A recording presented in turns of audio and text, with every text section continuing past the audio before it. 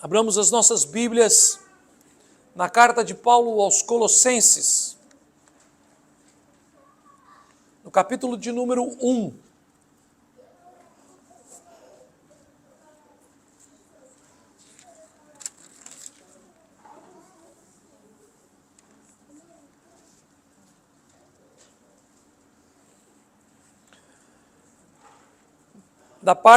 Da segunda parte do versículo 27 até o fim do versículo 29. Colossenses capítulo 1, da parte B, do versículo 27 até o final do versículo 29.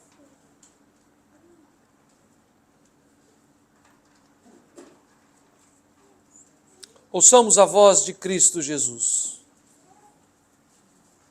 Cristo em vós, a esperança da glória, o qual nós anunciamos, advertindo a todo homem e ensinando a todo homem em toda a sabedoria, a fim de que apresentemos todo homem perfeito em Cristo. Para isso é que eu também me afadigo, esforçando-me o mais possível, segundo a sua eficácia, que opera eficientemente em mim. Amém.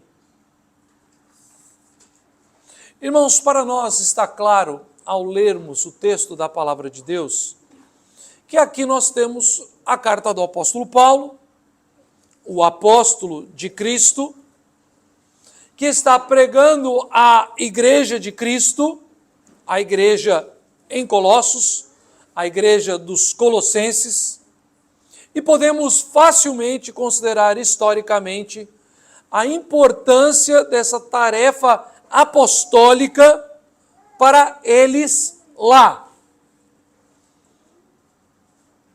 Poderíamos até mesmo, ao considerar isso, nos dias de hoje, afirmar que eles receberam esta carta, foram instruídos pelo apóstolo de Cristo nos seus dias, aquela igreja recebeu doutrina e instrução no contexto da igreja local, e essa carta, para eles lá, foi muito útil. Mas talvez, e obviamente aqui aspas, ironia, para que vocês não sejam mal conduzidos no meu argumento, talvez alguém pudesse afirmar que o nosso contexto atual é diferente. Afinal de contas, nós já temos toda a Escritura. O cânon está fechado. Temos cópias e mais cópias da Bíblia, nas mais diversas traduções, versões e idiomas. Nós também, e é só olhar ao nosso derredor, somos servidos na nossa geração de todo tipo de tecnologia. E acreditamos nós, a controlamos.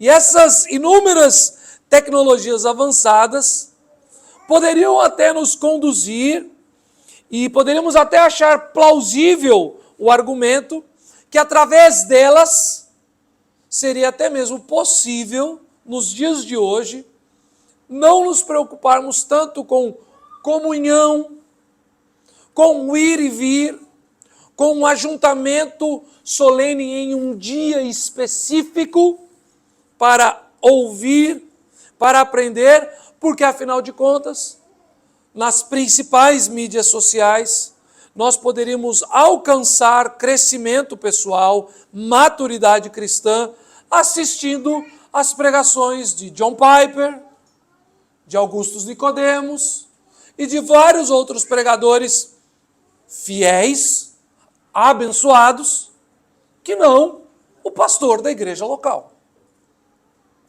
Qualquer lugar do planeta, em qualquer circunstância, você pode ser um cristão e crescer em sabedoria, entendimento e edificação. E mesmo que aquilo que eu acabo de afirmar, para muitos, possa ser de fato encorajador, como irmãos em Cristo no Japão, que não tendo nenhuma igreja ao seu redor, pelo menos num raio de 3 ou 4 horas de viagem, se reúnem num salão e ligam a televisão para ouvir as pregações do reverendo Hernandes Dias Lopes. Por mais que isso possa nos parecer, de certa forma, encorajador, a ironia é que, de fato, nós ainda precisamos desesperadamente de homens escolhidos e ordenados por Deus, a fim de que eles se afadiguem, se desdobrando e perseverando na tarefa mais simples, porém na mais essencial e preciosa ao cristianismo em todas as eras: a proclamação do Evangelho de Cristo Jesus. Então, mesmo à medida que nós contemplamos os séculos passando e a distância de milênios entre nós e os colossenses, nós ainda temos que entender pela palavra viva de Deus de que o pleno desenvolvimento da Igreja de Cristo nos nossos dias, o nosso chamado para plantar igrejas, a vocação missionária, e não o envio de dinheiro, mas o envio de homens ao campo, o treinamento de homens vocacionados e a devida ordenação pela imposição de mãos da igreja sobre homens para o pastoreio, o presbiterato e o diaconato, perpassam pela mais essencial tarefa, a mais básica de todas: a pregação do Evangelho de Cristo. Ou seja, todas as tarefas da igreja devem ser resultado da proclamação do Evangelho de Cristo. A proclamação não é o resultado final, ou seja, eu envio um jovem para o seminário, examino ele para a ordenação, imponho as mãos sobre ele e então o envio para o campo missionário para que o resultado final seja a pregação do Evangelho. Não. A ordem é a inversa. Nós pregamos o Evangelho para que o Senhor desperte no coração dos seus eleitos vocação pastoral e missionária. E nós pregamos o Evangelho para sustentar os irmãos em Cristo durante todo o curso teológico. Nós pregamos o Evangelho para encorajá-los a ir ao campo e para que eles possam ser sustentados pela palavra e pelo Espírito em todas as suas tarefas do campo. E para que eles possam pregar o Evangelho. Há um paradoxo. Nós pregamos o Evangelho para que o Evangelho seja pregado. Sendo assim, meus irmãos, nesta manhã, o meu desejo é compartilhar com vocês a respeito do poder de Cristo e encorajar a igreja a que continuemos vivendo a seguinte verdade bíblica: o poder de Jesus na vida da igreja para aperfeiçoar a igreja e os crentes é a proclamação de Cristo. O poder de Jesus na vida da igreja para aperfeiçoar os crentes e a vida e a própria igreja é a proclamação de Cristo. E dentro dessa grande ideia, nós poderemos rebuscá-la. O poder de Jesus para missões globais é a proclamação de Cristo. O poder de Deus para a transformação de vidas, no discipulado, no evangelismo pessoal, é a proclamação de Cristo. O poder de Deus para que eu possa levar o evangelho ao meu vizinho, para que eu possa ver a vida da minha família transformada, para que eu possa ver os meus entes queridos se convertendo à cruz do Calvário, é a proclamação de Cristo. Para exercermos o poder de Cristo na vida da igreja, temos que pregar a Cristo e a Ele somente. Paulo então nos apresenta aqui com 4 argumentos.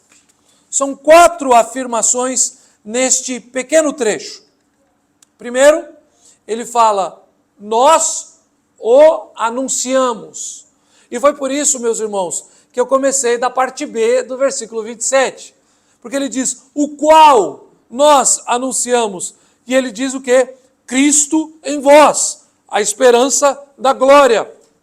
O qual nós anunciamos. Nós anunciamos a Cristo. A primeira coisa que ele diz é que Cristo é anunciado.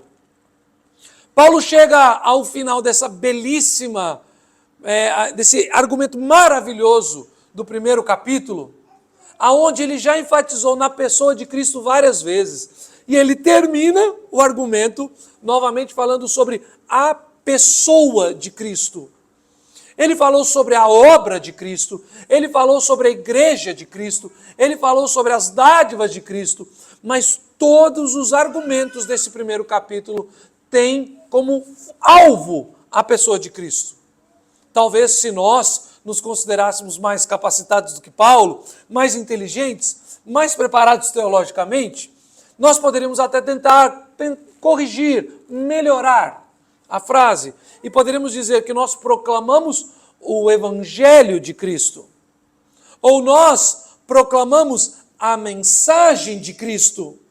Talvez nós poderíamos dizer que proclamamos sua vida, sua obra, seu poder, ou dizer que nós proclamamos as doutrinas e os ensinos a respeito de Cristo, mas não. Paulo já deixou claro que o alvo da vida do apóstolo sempre foi proclamar a Jesus na sua pessoalidade. Paulo está preocupado com a pessoa de Cristo, pois todas as demais coisas, evangelho, mensagem, vida, obra, poder, ensinos e doutrinas, são as expressões exatas daquilo que Cristo é. Deus não nos enviou um livro, Deus não nos enviou uma mensagem na boca de um profeta qualquer. O que Deus enviou ao mundo foi o seu Filho encarnado, o Santo de Deus, o amado de Deus. E ele é uma pessoa, vero Deus, vero homem, de 2 naturezas, as quais não se fundem nem se confundem, as quais não se anulam nem se repelem, mas dentro daquilo que nós chamamos da união hipostática, de forma perfeita e harmoniosa, o ser de Deus e a natureza humana vivem em plena harmonia e perfeição na pessoa de Cristo. É este o enviado de Deus para nós. A pregação do Evangelho, então, a fiel exposição das Escrituras em cada texto bíblico é, de fato, a proclamação de Cristo, a exaltação expositiva da pessoa de Cristo. Preste atenção, olhe o que o próprio apóstolo Paulo diz no contexto imediato do nosso texto. Olha lá comigo, capítulo 1 de Colossenses, agora do versículo 15 ao versículo de número 20. Percebam o tom do argumento de Paulo. Este é a imagem do Deus invisível, o primogênito de toda a criação, pois nele foram criadas todas as coisas, nos céus e sobre a terra, as visíveis e as invisíveis, sejam tronos, sejam soberanias, quer principados, quer potestades. Tudo foi criado por meio dele e para ele. Ele é antes de todas as coisas, nele tudo subsiste. Ele é a cabeça do corpo da igreja. Ele é o princípio, o primogênito de entre os mortos, para em todas as coisas ter a primazia, porque aprouve a Deus que nele residisse toda a plenitude, e que, havendo feito a paz pelo sangue da sua cruz, por meio dele, reconciliasse consigo mesmo todas as coisas, quer sobre a terra, quer nos céus. Amém. Veja como o apóstolo Paulo nos mostra que o Evangelho é Cristo. O que nós temos a favor da Igreja de Cristo, o poder de Deus no meio do seu povo, não é uma mensagem, não é uma compilação de doutrinas, não é uma certeza distante, é a pessoa do Filho de Deus, presente em nosso meio, Deus de Deus, Rei dos reis, Senhor dos senhores, o Santo dos santos, habita poderosamente no meio da sua igreja. A Ele nós proclamamos, o qual nós anunciamos.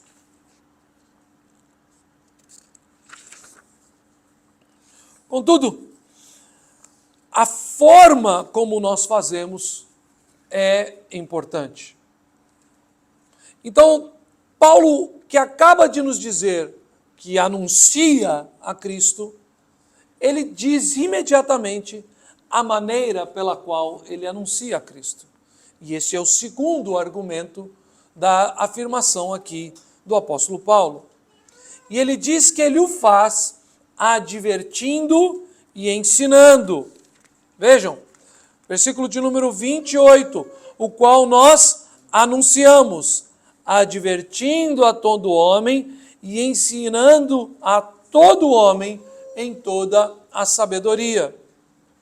Com isso, nós somos chamados pelo apóstolo Paulo a compreender que a proclamação de Cristo não é uma mera peça de comunicação. Pregadores não são vocacionados por Deus a se postar diante da igreja como um apresentador do jornal, aquele que dá as notícias. A pregação de Cristo, na verdade, é uma tarefa intensa e intencional. Note que Paulo usa a seguinte expressão: todo homem. E ele a faz 3 vezes. E ainda corrobora com a expressão toda sabedoria. Vejam, ele diz, o qual nós anunciamos advertindo a todo homem, 1, e ensinando a todo homem, 2, em toda sabedoria, 2b, a fim de que apresentemos todo homem, 3, perfeito em Cristo.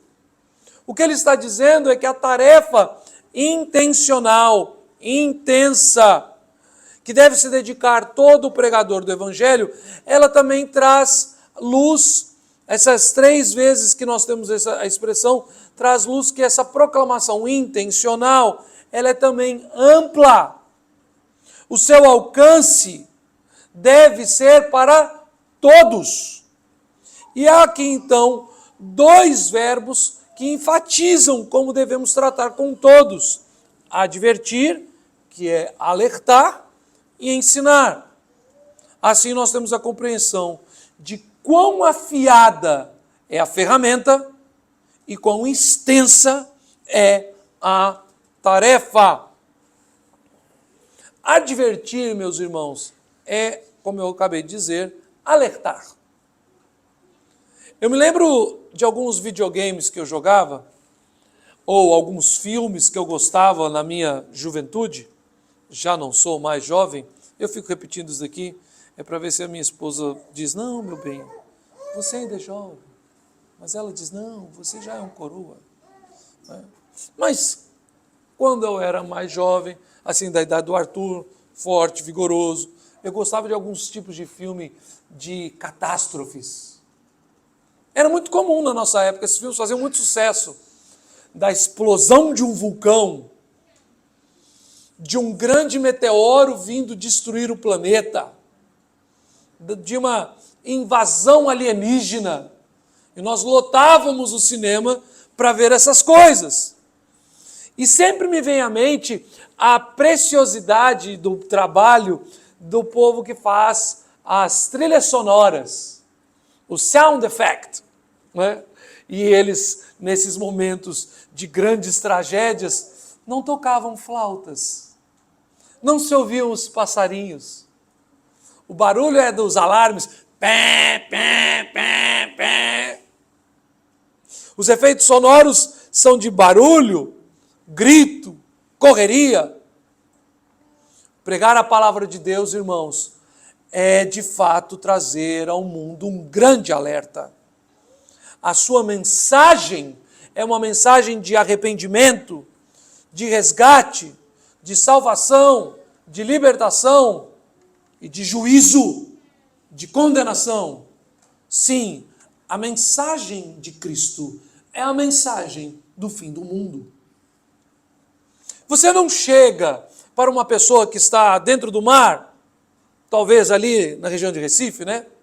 E começa a conversar com essa pessoa dizendo, olha, eu não te conheço, mas eu gostaria tanto de ouvir o que você pensa a respeito das coisas que estão acontecendo no mundo. E eu não sei o que se passa no seu coração, mas eu queria tanto saber sua posição religiosa, filosófica, política, para que nós possamos discutir e eu possa entender melhor o que vai acontecer na sua vida com esse tubarão que está prestes a comer a tua perna. Não, não é assim que nós tratamos com as pessoas no mar em Recife. Você simplesmente grita, foge, tubarão, sai daí, nada, nada. Alertar não é brincar, não é considerar. A palavra de Deus é um alerta ao mundo. E pastores não são chamados a usar algum tipo de abordagem psicológica para que, de repente, em algum momento, alguém possa te aceitar melhor. Seja bonzinho, seja cuidadoso. Não, o apóstolo Paulo diz que o poder de Deus em Cristo, no meio da igreja, é proclamar a Cristo. E Cristo jamais deu algum tipo de água com açúcar para os seus ouvintes. Proclamar a Cristo é o grande grito de alerta ao mundo. O mundo está perdido, o mundo está à deriva, o mundo está destruído, sendo oprimido por murmuradores, por aqueles que aprontam armadilhas contra o justo à porta, por aqueles que querem destruir os que zombam de nós. Assim são os nossos governantes, assim são os governantes do mundo inteiro, assim são os homens que detêm as maiores riquezas, as grandes fortunas, as propriedades do mundo inteiro. São homens maus, diabólicos, e acham que estão no governo. Não, o governante do mundo não tarda em voltar, e todos eles serão destruídos. Nós somos chamados a compaixão, alertar, gritar, é compaixão. O amor cristão anuncia. Proclamar a Cristo é o que Cristo fez. Vejam, Marcos no capítulo 1, versículo 15. Foi o próprio Jesus que, após João Batista ter sido preso, foi para o meio da Galileia, indo de cidade em cidade, proclamava, o tempo está cumprido, o reino de Deus está próximo, arrependei-vos e crede no Evangelho. É um anúncio que choca, fim dos tempos, O tempo está cumprido. A chegada do rei e do juiz. O reino de Deus está próximo. E a mensagem de arrependimento. Arrependei-vos e crede.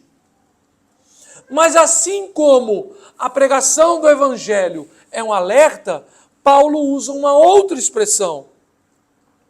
Todo aquele que ouve o alerta precisa também ser conduzido no ensino. Ele diz, advertindo e ensinando. E sem dúvida, a pregação do evangelho em meio ao alerta, ela ensina. Mas o Espírito Santo de Deus não usaria dois verbos aqui complementares à toa. Essa palavra, ela está diretamente ligada à ideia de discipulado, a ideia de um ensino contínuo, constante. A palavra grega didascalia indica mais do que só a ideia de ensinar, mas ela aponta um método de ensino, a caminhada ao lado de uma vida dedicada ao ensino ou uma vida dedicada ao aprendizado. Da mesma forma que um alerta precisa ser proclamado, um caminho precisa ser trilhado. O cristianismo, então, é um chamado para Cristo, mas é uma jornada com Cristo. O cristianismo é, sim, de momentos de transformação que resultam em caminhada ao longo da vida. Vemos que esta caminhada, então, e é assim que é qualificada essa ideia de ensino, se dá com toda sabedoria. O apóstolo Paulo diz isso. Ele diz, ensinando a todo homem em toda sabedoria. Caminhamos continuamente, caminhamos a longo prazo, porque a jornada é longa. Não dá para parar. Como a gente, quando sai de viagem com as crianças e não deu 20 minutos do carro, vem a pergunta, já está chegando? Mal sabem eles. As minhas crianças vão precisar ser preparadas psicologicamente para uma grande jornada que eu quero fazer daqui a alguns anos, que é ir visitar a minha família de carro. Então nós vamos sair de João Pessoa e vamos descendo até chegar no Espírito Santo, em Minas Gerais, em São Paulo. E se a gente estiver muito empolgado, eu ainda tenho uma tia em Curitiba. A gente desce mais um pouco. Não dá para, em 20 minutos, perguntar, já está chegando? Porque nós vamos demorar alguns dias para chegar lá. Olha como essa ideia da sabedoria é importante aqui. Como a jornada é longa. O apóstolo Paulo mesmo, conduzido pelo Espírito de Deus, fala sobre essa ideia de sabedoria quando ele se dirige a Timóteo. Na sua segunda carta, em 2 Timóteo 3, dos versículos 14 a 17, ele diz, tu, porém, permanece naquilo que aprendeste e de que foste inteirado, sabendo de quem o aprendeste, e que desde a infância sabe as sagradas letras, que podem tornar-te sábio para a salvação pela fé em Cristo Jesus. Toda a Escritura é inspirada por Deus e útil para o ensino, para a repreensão, para a correção, para a educação na justiça, a fim de que todo o homem de Deus seja perfeito e perfeitamente habilitado para toda obra. A sabedoria que procede de Deus, que chega aos nossos ouvidos como um grande alerta, precisa ser ensinada dia após dia a todos aqueles que são discípulos de Cristo. Da mesma forma que toda a igreja local precisa investir poderosamente no púlpito da igreja, precisa também investir no discipulado e na caminhada da igreja. Vejam, se a jornada da sabedoria é o conhecimento de Deus pelas Sagradas Escrituras, pelas Sagradas Letras, como diz Paulo a Timóteo, que desde a infância sabes as Sagradas Letras, por toda a Escritura, você, meu irmão, nessa manhã, acha realmente que esta jornada se dará em meses, alguns anos? Ledo engano comete o jovem que acha que, sendo chamado para o ministério, vai ser preparado completamente, passando 4 anos num seminário. Ledo engano. Todo homem de Deus precisa se preparar diariamente para continuar caminhando naquele caminho para o qual o alerta lhe conduziu.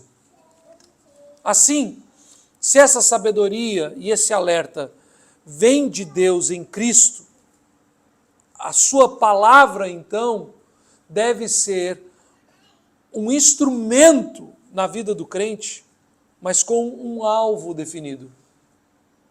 E este alvo é o terceiro argumento do apóstolo Paulo, quando ele diz, para apresentar todos perfeitos em Cristo, ou quando ele fala, a fim de que apresentemos todo homem perfeito em Cristo. Nós proclamamos a Cristo, advertindo, alertando a todo homem, ensinando, caminhando, discipulando com todos, com toda a palavra de Deus, ou seja, com toda a sabedoria. Para quê? Para apresentar todo homem perfeito, ou em outras versões, maduro em Cristo. Deus opera a fim de aperfeiçoar os seus eleitos. Ele está trabalhando para nos fazer crescer. Ele é quem está trabalhando para nos fazer amadurecer. Novamente o apóstolo Paulo, agora em Efésios, capítulo 4, do versículo 12 a 15, ele deixa isso claro. Com vistas ao aperfeiçoamento dos santos, para o desempenho do seu serviço, para a edificação do corpo de Cristo, até que todos cheguemos à unidade da fé e do pleno conhecimento do Filho de Deus, à perfeita varonilidade, à medida da estatura da plenitude de Cristo, para que não mais sejamos como meninos, agitados de um lado para o outro e levados ao redor por todo o vento de doutrina, pela artimanha dos homens, pela astúcia dos que induzem ao erro. Mas seguindo a verdade em amor, cresçamos em tudo naquele que é a cabeça, Cristo. Nós proclamamos a Cristo pela palavra de Cristo, no meio da igreja de Cristo, para tornar os eleitos em Cristo perfeitos à medida de Cristo. E nós só podemos fazer isso pelo seu poder. Somos chamados então à perfeição. E isso não procede de nós. Mas não se enganem, meus irmãos. Tolo é aquele que se acha crente e rejeita a imperfeição de Cristo em suas vidas, a perfeição de Cristo em suas vidas, se medindo pelas suas próprias imperfeições. Ou seja, quando um crente rejeita a obra de santificação em sua vida, porque tem ele muitos pecados. Quando o crente rejeita caminhar buscando o alvo da perfeita varonilidade em Cristo, porque ele afirma, somos todos imperfeitos. Sim, somos. Mas nós caminhamos para a perfeição. Não se enganem. Nós caminhamos para a perfeição. Quando o Senhor Jesus Cristo voltar, e as almas dos santos que estão em Cristo voltarem dos céus, e seus corpos ressuscitarem da terra, serão refeitos, e as suas almas se encontrarão com os seus corpos, e nós viveremos novamente agora no estado de glorificação. E da mesma forma que Cristo glorificado é perfeito, nós seremos todos finalmente aperfeiçoados. Então o processo de santificação na vida cristã hoje nada mais é do que uma escola para o céu. Instrução, preparo. Nós estamos sendo ensinados a amar aquilo que ainda não amamos como deveríamos amar. É como quando a gente insiste com uma criança a comer uma comida que ela não gosta. Eu tinha cerca de 13 anos de idade e eu detestava morangos. Morango me embrulhava o estômago. Achava morangos a pior fruta do planeta, sem ter nunca colocado um morango na boca. Era aniversário de 15 anos da minha irmã e o bolo que ela mais gostava era bolo de morango. E eu, sem qualquer limite, reclamei com minha mãe, na frente de todo mundo. Belo engano. A minha avó se levantou e falou assim: você deveria ser homem, de pelo menos colocar um pedaço desse bolo que sua mãe fez com tanto amor. Deixar de ser ingrato, come esse bolo. Eu falei na frente de todo mundo, eu fui exortado na frente de todo mundo, e eu sabia que dali minha avó ia intensificar, aumentar o grau, porque minha avó era um amor do meu coração, mas com ela não se brincava, não. E então, no auge dos meus 12, 13 anos, provar na roda dos meus 15 primos que eu era homem, eu comi o bolo de morango. E me arrependi e disse para minha mãe: que delícia esse bolo de morango. No que grita meu irmão: não, ele já come tudo, não vai mais sobrar nenhum morango. Nós não amamos a Cristo como devemos.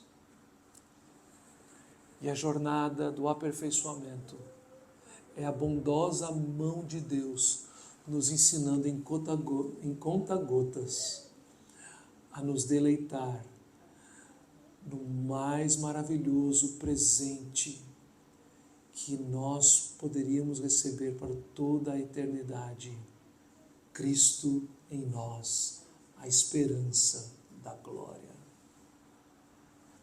Mas, meus irmãos, isso não vem de vós, é dom de Deus. E o apóstolo Paulo termina mostrando que, de fato, este grande poder de Cristo, exercido no nosso meio, é de Cristo e não nosso. E o quarto argumento, novamente, apresenta mais um paradoxo. Quando ele diz: para isso é que eu também me afadigo, esforçando-me o mais possível, segundo a eficácia que opera eficientemente em mim. Paulo está demonstrando, então, que o trabalho e a tarefa dele enquanto pregador é de grande peso, de grande honra. A intensidade do trabalho daqueles que são chamados para a pregação do Evangelho de Cristo. Mas ele nos apresenta aqui um elemento chave, ou isso que eu estou falando que é um paradoxo. Que todo esse trabalho, que é duro, é, na verdade, a manifestação do poder de Deus na vida dos seus servos. Se de fato, então, Cristo está operando em nós, isso significa que nós devemos trabalhar ainda mais, nos dedicar e nos afadigar dia e noite. Se Cristo está verdadeiramente agindo através de nós, nós não podemos relaxar, não podemos baixar a guarda, pois o agir de Deus nos aponta para a grande responsabilidade que nós temos. Se Cristo está trabalhando em nós, temos a certeza de que essa obra não pode ser executada por nenhuma outra medida ou padrão que não seja a medida da perfeita varonilidade de Cristo. Não é uma obra nossa, a obra é de Cristo. Cumpramos-a com honra. Executemos esta tarefa com responsabilidade. Aquele que põe a mão no arado não pode olhar para trás. Veja o que se deu com a mulher de Ló. No corinho que cantávamos nos acampamentos de criança, na minha distante juventude, nós dizíamos, olhou para trás e fazíamos assim, ó, e se deu mal à mulher de Ló. Aquele que ouve o alerta, não olha para trás. Aquele que vê o poder de Cristo operando em si, não solta a mão do arado. Aquele que recebe de Deus a responsabilidade e a tarefa da pregação do Evangelho, não pode esmorecer. E essa tarefa, meus irmãos, ela não é de indivíduos, ela é da igreja. A igreja chamada a anunciar o Evangelho não volta atrás. A igreja chamada a plantar um trabalho não volta atrás. Prestem atenção, meus irmãos. Nós somos um grupo de famílias servindo como membros de uma igreja local, plantando uma nova igreja. Ai de quem esmorecer. Ai daqueles que fraquejarem. E com alerta e discipulado, diga a seu irmão, continua, Cristo é por nós. Mas ao mesmo tempo, meus irmãos, se não for Cristo quem estiver agindo no nosso meio, todo o nosso trabalho será vão. Salmo 127 deixa isso claro. Inútil vos será levantar-se de madrugada, trabalhar até a noite, comer o pão que penosamente granjeastes. Não há qualquer sentido trabalhar para Cristo sem Cristo. Vejam, esse é o risco que muitos homens correm e que muitos têm caído. Grandes doutores em teologia, destituídos da graça e do poder de Cristo, eles encontram rapidamente desapontamento. Você vê pastores caindo em burnout, depressão, e muitos homens que já foram notáveis no meio da igreja de Cristo, terminaram a sua jornada blasfemando e abandonando a fé cristã. Eu já ouvi, há muitos anos atrás, na época que estava no seminário, um sermão pregado por Caio Fábio, em 2 Timóteo, no fim do capítulo. Meus irmãos, que mensagem poderosa! Como Cristo é exaltado naquela pregação. E era um colega de seminário que tinha gravado numa fita cassete, e eu confesso aos irmãos, ouvi aquela fita cassete muitas e muitas vezes. Julinha, se você não sabe o que é uma fita cassete, depois pergunta para o sua mãe. Julinha sabe, você estuda história, né, Julinha? Quantas vezes? Mas grandes homens, grandes teólogos, Grandes mentes sem Cristo terminam a jornada blasfemando e abandonando a fé. Nenhum trabalho humano é suficiente para comunicar. Porque Cristo não se comunica, Cristo se revela. A revelação da plenitude de Cristo é dada pela graça do Deus triuno em Cristo. É Jesus quem pela graça se revela aos seus eleitos. E pela graça, Ele o faz através de nós. Homens imperfeitos, pecadores e miseráveis. Quando pelo poder do seu Espírito, Ele nos capacita a pregarmos a sua palavra.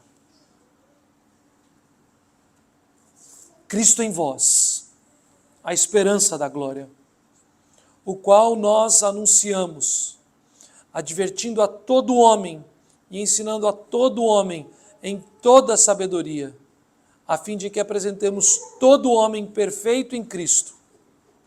Para isso é que eu também me afadigo, esforçando-me o mais possível, segundo a sua eficácia que opera eficientemente em mim. Amém.